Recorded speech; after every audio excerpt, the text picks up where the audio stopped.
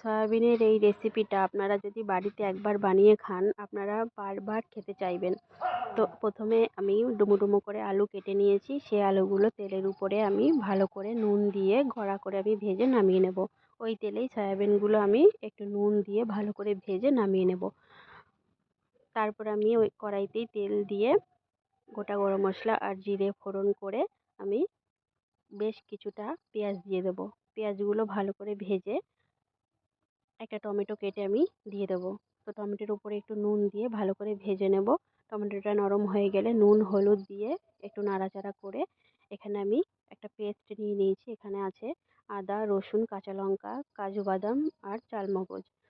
তো এটা আমি পেস্ট করে নিয়েছি। এটা এখানে দিয়ে ভালো করে আমি কষিয়ে নেব।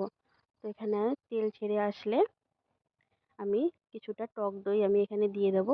টক দইটা দিয়ে ভালো করে আমি কষিয়ে নেব। তো কষানো হয়ে গেছে, এবার আমি আলু আর সয়াবিনটা যে ভেজে রেখেছি সেটা দিয়ে দেবো। দিয়ে ভালো করে নাড়াচাড়া করে পরিমাণ মতো জল দিয়ে দেবো। তো জলটা ফুটে আসলে আমি এখানে পরিমাণ মতো গরম মশলা দিয়ে আমি একটা বাটিতে নামিয়ে নেব। তৈরি হয়ে গেছে দারুণ স্বাদের সয়াবিনের কারি। তো ভালো লাগলে একটা লাইক আর সাবস্ক্রাইব করে যাবেন।